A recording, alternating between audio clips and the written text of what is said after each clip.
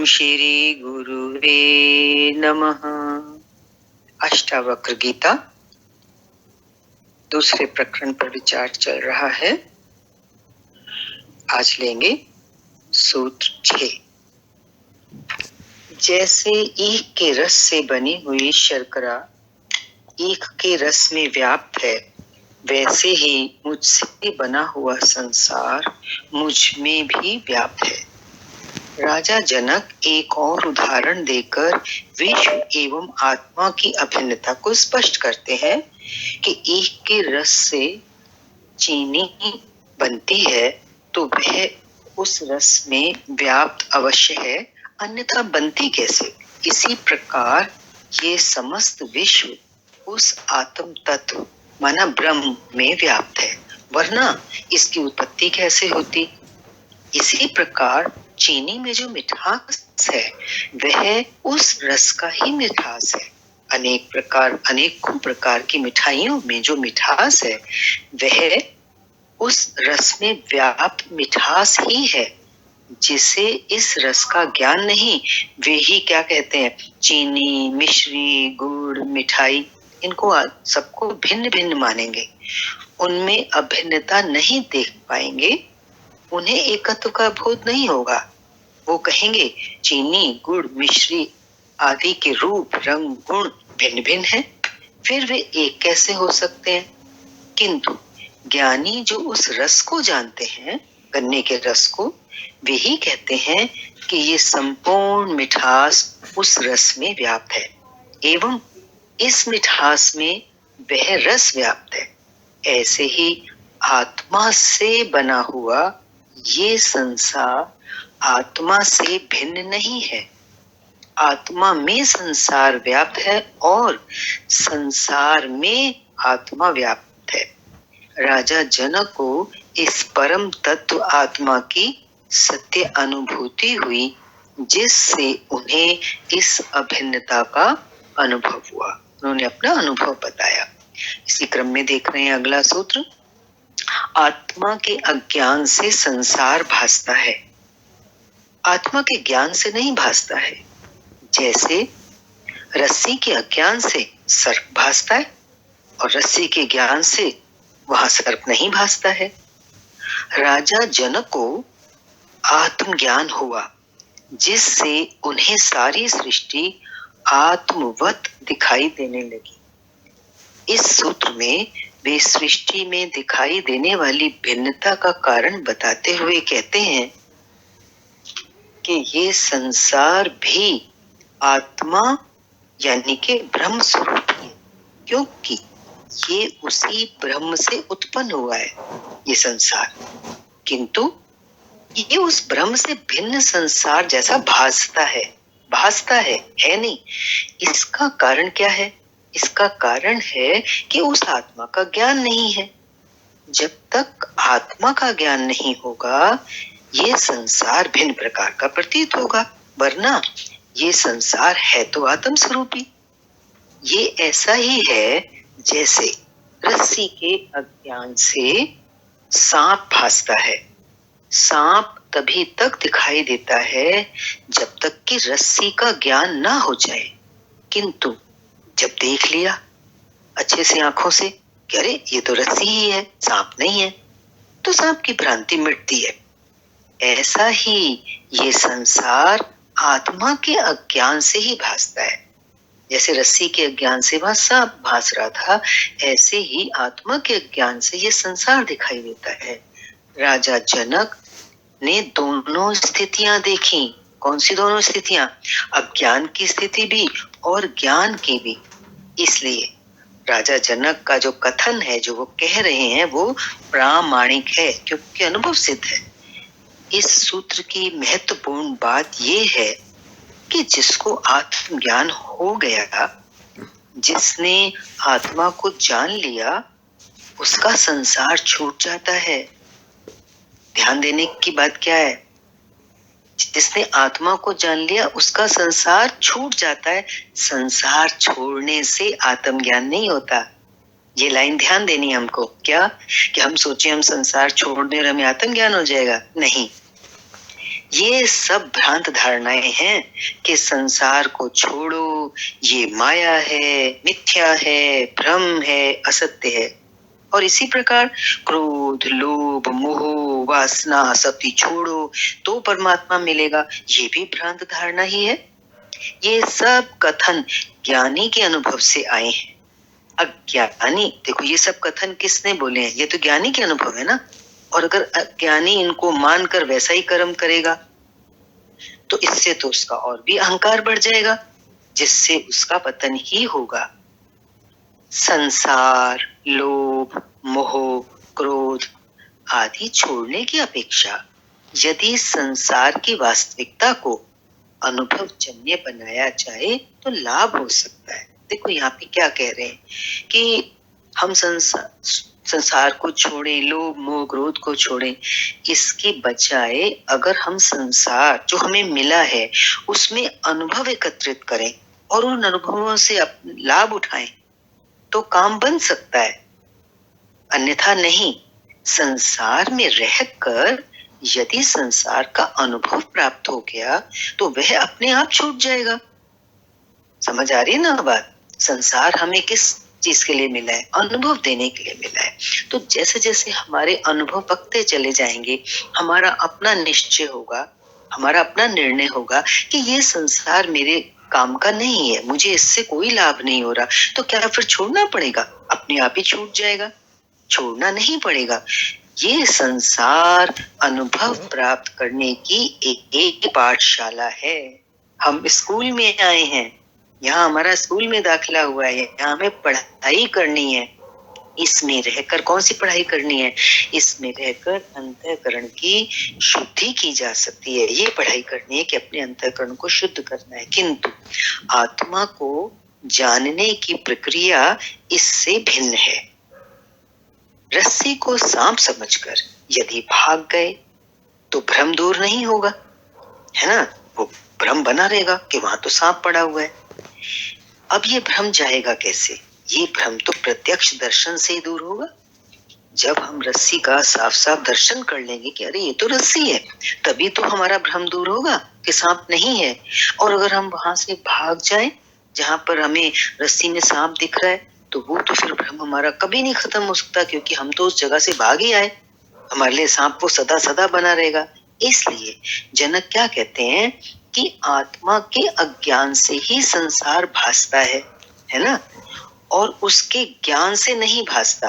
तो ज्ञान महत्वपूर्ण हो गया ना।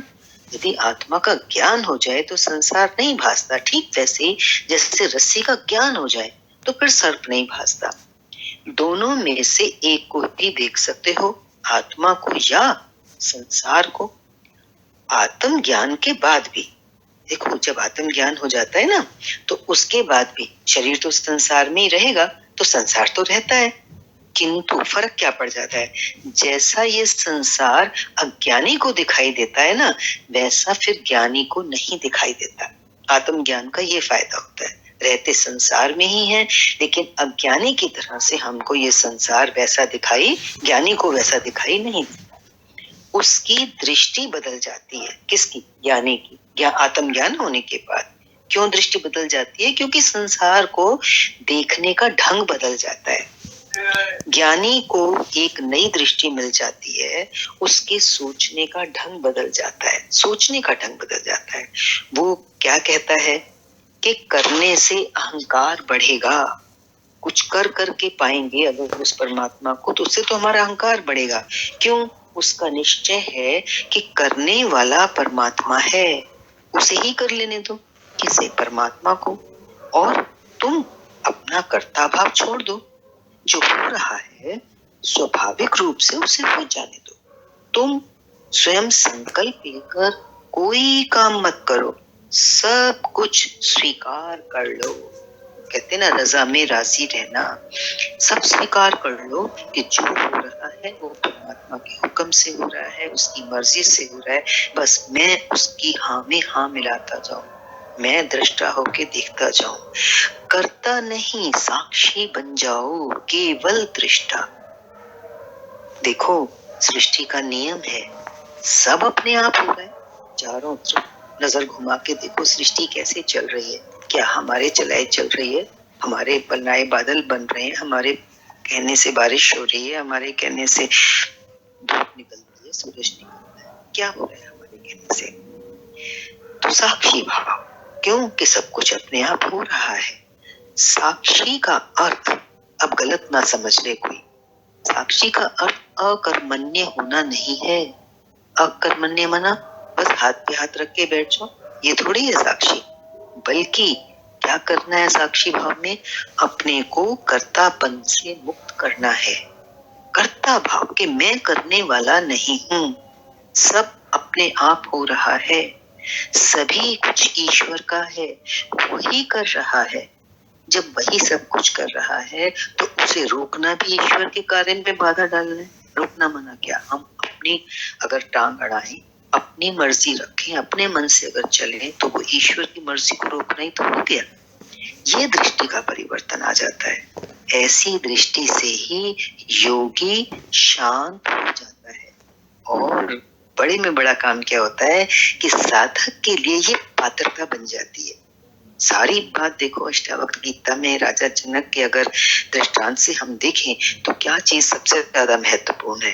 पात्रता। और यही बता रहे हैं कि वो ऐसे सब दौर से, प्रोसेस से गुजर के अपने कर्ता भाव मिटा करके साक्षी भाव में आने से, दृष्टा बनने से साधक की पात्रता तैयार बनती है।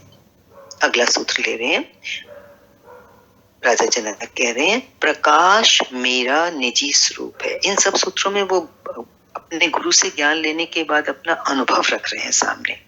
प्रकाश मेरा निजी स्वरूप है, मैं उससे भिन्न नहीं हूं, मैं प्रकाश ही प्रकाश हूं।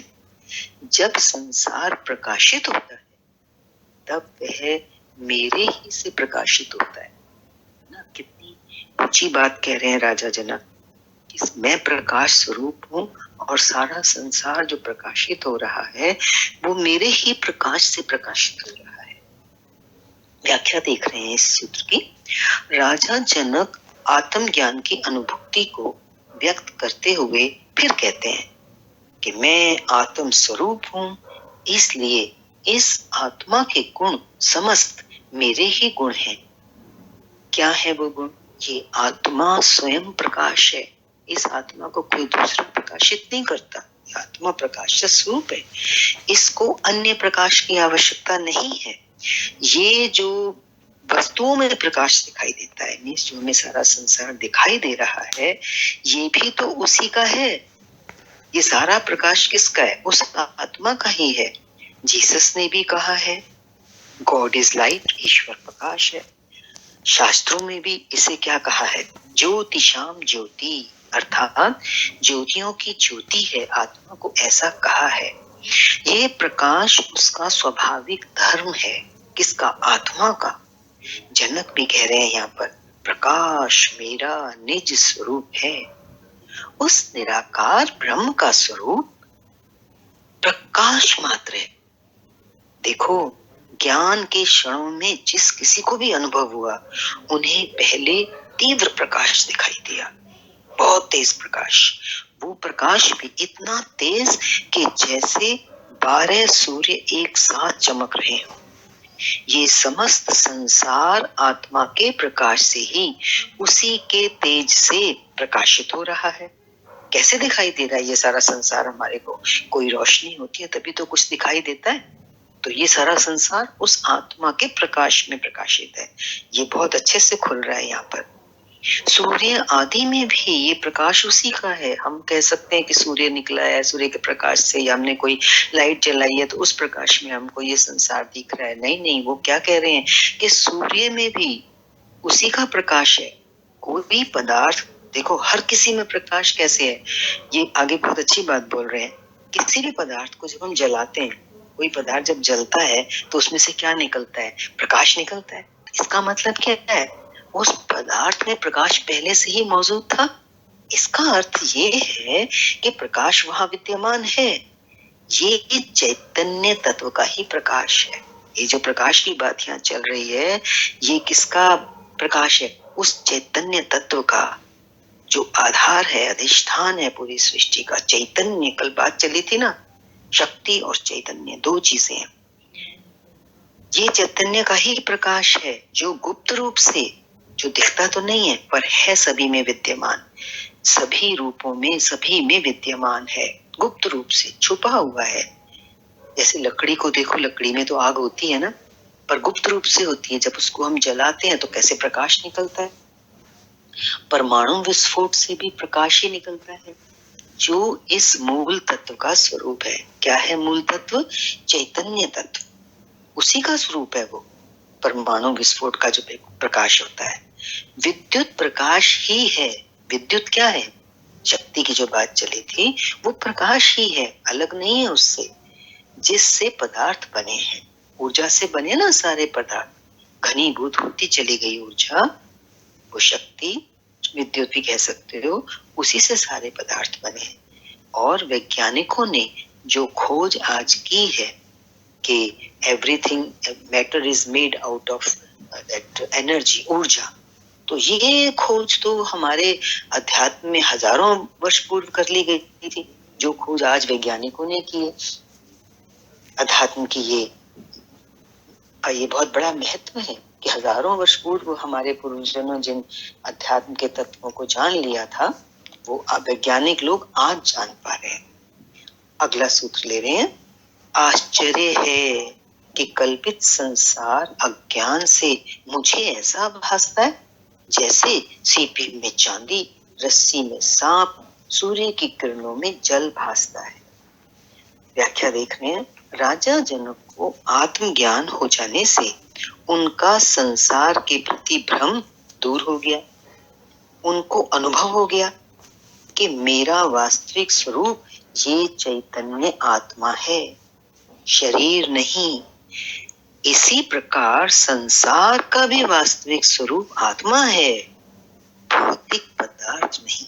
जब एक शरीर के अंदर, जैसे राजा जनक ने अनुभव किया कि मेरा तो वास्तविक स्वरूप चैतन्य आत्मा है, शरीर नहीं है, तो फिर ये सारा संसार भी कैसा है? इसका भी तो वास्तविक स्वरूप आत्मा ही हो गया। जितने भी भौतिक पदार्थ हैं वो थोड़ी उनका संसार का वास्तविक स्वरूप है। देखने में तो पदार्थ दिखते हैं, लेकिन ये भौतिक पदार्थ ही दिखते हैं। लेकिन असल में हमें क्या समझना है कि संसार का जो वास्तविक स्वरूप है वो ये भौतिक पदार्थ ना होकर के आत्मा है, जिससे ये सब चीजें बनी हैं। तो समझने की बात यहाँ पर ये है कि ये संसार जैसा दिखाई देता है वैसा वास्तविक नहीं है, है ना। जो भी हमें ये दिख रहा है इसके पीछे क्या है, हमको ये समझना है कि ये जो दिख रहा है ये आया कहाँ से, इसका वास्तविक स्वरूप क्या है। जो आत्मा है उसको समझना है, खाली कल्पना मात्र नहीं कर लेनी है, समझना है उसको। कल्पना मात्र है ये संसार, कैसा है? कल्पना है हमारी, जो अज्ञानवश वास्तविक जैसा दिखाई देता है। संसार हमारी ही कल्पना है, और वो कल्पना हमने कैसे कर ली? अज्ञान के कारण कर ली। हमें अज्ञान है आत्मा का, जैसे अज्ञानवश हमने कल्पना करी, ये संसार हमें वैसा ही दिखाई देता है। इसके लिए वो उदाहरण देके समझा रहे हैं कि ये संसार कैसे भास रहा है। ये संसार सीपी के समान महत्वहीन है। इस संसार का कोई महत्व नहीं है, लेकिन देखो चांदी के समान मूल्यवान दिखाई देता है। हर किसी को दिखाई दे रहा है ना संसार मूल्यवान। कितना आकर्षण है इस संसार में। जैसे दूर से सीपी में क्या दिखती है? चांदी दिखती है, पर क्या वहां चांदी होती है? चांदी की तो कीमत बहुत होती है, लेकिन सीपी की तो कोई कीमत नहीं है। ठीक इसी तरह से भ्रमवश ये संसार हमें सीपी में चांदी की तरह मूल्यवान दिखता है, जबकि ये मूल्यवान है नहीं। और दूसरी बात समझने की क्या है, ये रस्सी के समान निर्जीव है। रस्सी में सांप का उदाहरण आया ना, तो रस्सी में तो रस्सी तो निर्जीव है, कुछ नहीं कर सकती, हिल भी नहीं सकती। लेकिन वहां भ्रम से हमें क्या दिख रहा है? सांप, और डर लग रहा है। उसके विष का अंदर में कितनी कंपन है कि काट लेगा तो मैं मर जाऊंगा। ये रस्सी के समान निर्जीव है ये संसार। आज हम इतने पक्के हो जाएं, क्योंकि शास्त्र में कह रहा है कि ये संसार तो निर्जीव है, ये हमें हमें कोई दुख नहीं पहुंचा सकता, ये हमें कोई डंक नहीं मार सकता, और हम डरे हुए और हम भाग रहे हैं संसार से, न जाने क्या क्या उपाय कर रहे हैं इससे बचने के लिए। तो ये संसार जो निर्जीव है निर्जीव, परंतु अज्ञान के कारण ये तो सर्प जैसा दिखाई देता है, डर भी रहे हैं हम इससे। ये तीसरा, ये सूर्य की किरणों में जल की भ्रांति के समान दिखाई देता है। वो मृग मरीचि का उदाहरण देते हैं ना, तेज सूर्य निकला हुआ हो दूर रेत में रेगिस्तान में, वो ऐसे लगता है पानी हिलोरे ले रहा है, कोई नदी बह रही है। तो ये सूर्य की किरणों में जल की भ्रांति के समान दिखाई देता है, जल दिखाई देता है पर वहां जल है नहीं। अर्थात क्या समझना है हमें इस संसार से, ये मृग मरीचिका है। इस मृग मरीचिका में केवल केवल जल की भ्रांति मात्र होती है, जल है नहीं। जब है नहीं तो वो प्यास नहीं बुझा सकती। ये संसार ऐसा ही है, हम प्यासे हैं, हम दौड़ रहे हैं अपनी प्यास बुझाने के लिए संसार में, पर ये संसार में हम कितनी भी दौड़ लगा लें, हमारी प्यास बुझने वाली नहीं है। हम प्यासे ही इस संसार से, अधूरे ही इस संसार से लौट जाते हैं। इन तीन उदाहरणों से, सीपी में चांदी, रस्सी में सर्प और मृग मरीचिका, इन तीन उदाहरणों में तीन तथ्य प्रकट किए गए हैं। सीपी में चांदी का अर्थ है ये चांदी के समान, ये संसार चांदी के समान मूल्यवान और आकर्षक दिखाई देता है, किंतु है सीपी के समान निर्मूल्य। इस संसार का कोई मोल नहीं है, कोई कीमत इसकी नहीं है। देखो ना, क्यों नहीं है कीमत? इतना इकट्ठा करके कितना भी कर लो, सब छूट जाता है ना, तो क्या कीमत है हमारे लिए जाने के समय? सारा जीवन जिसको इकट्ठा करने में हमने लगा दिया। समझ में आती है ना ये बात? सांप के समान ये भयभीत करने वाला दिखाई तो देता है, पर वास्तविकता क्या है? किंतु है रस्सी के समान निर्जीव। इसमें तो कुछ दम है ही नहीं, ये तो निर्जीव है, कुछ नहीं कर सकता, ये हमारा कुछ नहीं बिगाड़ सकता। और देखो इसके विपरीत हम कितने डरे हुए हैं संसार से। बार बार तो आता है शास्त्र में कि जो कुछ भी हम सृष्टि देख रहे हैं ये जड़ है, जड़ है, प्रकृति सारी जड़ है। ये जड़ प्रकृति, निर्जीव प्रकृति रस्सी की तरह जो है, हमें रस्सी में सांप की तरह हमको डराए बैठी है और हम डरे हुए हैं। तो शुक्र है, ईश्वर की कृपा है जो हमें शास्त्र सुनने को मिल रहा है, गुरु की वाणी मिल रही है, हमें हमारे ये भ्रम दूर हो रहे हैं। और जल की भ्रांति मात्र होती है, हमें लगता है ये चीज मिल जाएगी तो मेरी प्यास मिट जाएगी, मैं तृप्त हो जाऊंगा, मैं सुखी हो जाऊंगा। ये तो भ्रांति है कि कि ये प्यास बुझा सकेगा ये संसार, किंतु इन विषय वासनाओं की प्यास इस संसार के भोगों से आज तक किसी की बुझी नहीं। प्यास किससे बुझा रहा है जी? संसार के भोगों से ना, पर किसी की प्यास बुझी आज तक? बल्कि जैसे आग में घी के समान हम जितना भोगों को भोगते हैं, हमारी भोगों की लालसा और भड़कती है। जैसे जलती अग्नि में आप घी डाले तो वो आग और भड़कती है, प्यास बुझती किसी की नहीं है। और मृग जल की भांति ये जीव तड़फता ही रह जाता है, जैसे आखिर तक वो हिरन दौड़ता हुआ जाता है उस हिलते हुए, जो उसको भ्रम से जल दिखाई दे रहा है, वहां पहुंचता है तो उसको वहां पानी तो मिलता नहीं, और प्यासा वो इतना होता है, चारों तरफ रेगिस्तान है, तड़पती तेज निकलती हुई धूप है चिलचिलाती हुई, और उसमें वो वहीं तड़फ तड़फ कर मर जाता है। ये जो हिरन का दृष्टांत है, ये हम सब जीवों के लिए, कि हम भागते हैं अपनी विषय वासनाओं में कि हम हमारी प्यास बुझेगी, हम तृप्त होंगे, लेकिन ऐसा होता नहीं और हम तड़फते हुए आखिर में प्राणांत, हमारा प्राणों का अंत हो जाता है। इसलिए इसे मृग मरीचिका कहा है क्या? कि ये संसार सत्य नहीं है, ये माया जाल है, ये जाल फैलाया है माया ने हमारे चारों तरफ, जिसमें हम फंसे हुए हैं। जैसे शिकारी आता है जंगल में, जाल फैलाता है पक्षियों को पकड़ने के लिए, ऐसे ही हम भी इस माया के जाल में फंसे हुए हैं। हमको गुरु रूपी जो एक रोशनी है, मशाल है, या गुरु रूपी जो तलवार है, वो हमारे इस जाल को काट देती है और हम मुक्त हो सकते हैं।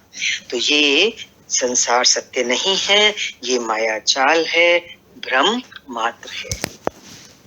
आज के लिए इतना ही रखते हैं। हरि ओम। शांति शांति शांति।